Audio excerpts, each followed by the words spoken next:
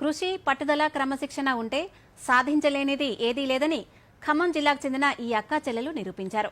చింతకాని మండలం నేరడ గ్రామానికి చెందిన యాదా అనూష, లావణ్య ఇద్దరు అక్క చెల్లెలు జాతీయ స్థాయిలో కీర్తి ప్రతిష్టలు సంపాదించారు. ప్రధానమంత్రి నరేంద్ర మోదీ నిర్వహించిన పరీక్షా పే చర్చ, నేషనల్ యూత్ పార్లమెంటు కార్యక్రమాల్లో పాల్గొని మోదీతో మాట్లాడారు. పలు రాష్ట్రాల్లో నిర్వహించిన పోటీ పరీక్షల్లో పాల్గొని మొదటి స్థానంలో గెలుపొందారు. పరీక్షా పే చర్చ కార్యక్రమంలో పాల్గొనడం ఆనందంగా ఉందని యాదా అనూష తెలిపారు. పరీక్షల సమయంలో ఒత్తిడిని ఎలా అధిగమించాలో ప్రధాని మోదీ వివరించిన తీరు బాగుందన్నారు. ధార్వాడలో జరిగిన యూత్ ఫెస్టివల్లో పాల్గొనడంలో ఎంతో సంతోషంగా ఉందని లావణ్య చెబుతున్నారు. నాకు ఈ ఆపర్చునిటీ ఇచ్చినందుకు నరేంద్ర మోడీ సార్కి నాకు చాలా ఆనందంగా ఉంది. అంటే ఇన్ని ఇయర్స్లో ఖమ్మం నుంచి నేను ఒక ఆన్లైన్ పిఎం సార్తో మాట్లాడినందుకు నాకు చాలా హ్యాపీగా ఉంది. అసలుకి సార్ని అడిగిన క్వశ్చన్ ఏంటి అంటే, టీచర్స్ లెసన్స్ కామన్గా చెప్తారు, కొన్ని రోజుల తర్వాత, కొన్ని మంత్స్ తర్వాత, కొన్ని సంవత్సరాల తర్వాత అవి మనం మర్చిపోతాం. ఈ క్వశ్చన్ నేను నరేంద్ర మోదీ సార్ని అడిగిన క్వశ్చన్. సార్ ఇచ్చిన సమాధానం, మరుపు అనేది ప్రతి విద్యార్థిలో ఉంటుంది, జ్ఞాపక శక్తి అనేది ఒకరిలో ఎక్కువ ఉంటుంది, ఒకరిలో తక్కువ ఉంటుంది.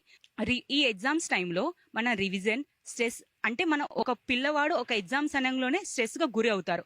ఆ స్ట్రెస్ ఎలా తగ్గించుకోవాలి, ఆ ఎగ్జామ్స్ టైంలో మనం ఎలా ఫోకస్ చేయాలి అంటే సార్ చెప్పారు, ఈ ఎగ్జామ్స్ ఉండటం కామన్ కాబట్టి మనం ఎక్కువ రివిజన్ చేయాలి.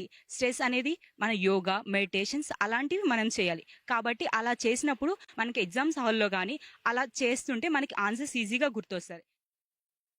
అలాగే నేను నేషనల్ యూత్ పార్లమెంట్తో పాటు ఎన్నో డిస్టిక్ లెవెల్ అలాగే state level Viksit Bharat competitions అవ్వచ్చు, అలాగే paying homage to Mahatma Gandhi and Lal Bahadur Shastri events అవ్వచ్చు, మై భారత్ ఇన్నోవేటివ్ ప్లాట్ఫామ్ ద్వారా ఈ ప్రోగ్రామ్స్ అన్ని డిస్ట్రిక్ట్ లెవెల్లో, స్టేట్ లెవెల్లో, నేషనల్ లెవెల్లో కండక్ట్ అవ్వడం జరుగుతుంది. So what's the use in participating all those programmes అంటే, ప్రజెంట్ ఉన్న young generations, all the citizens అవ్వచ్చు, మనకున్న డెమోక్రసీ సిస్టమ్ అంటే ఏంటి, పార్లమెంటరీ సిస్టమ్ అంటే ఏంటి, ప్రెసిడెన్షియల్ సిస్టమ్ అంటే ఏంటి, ఫండమెంటల్ రైట్స్ అంటే ఏంటి, ఫండమెంటల్ డ్యూటీస్ అంటే ఏంటి, ప్రతి ఒక్కరికి ఒక అవగాహన కల్పిస్తూ, so involving the citizens in democratical government and utilising their vote for the correct person who is very dedicated and commitment towards the nation, and at the same time మన యొక్క generation అనేవాళ్ళు మన దేశానికి ఎలా కాంట్రిబ్యూట్ చేయాలి.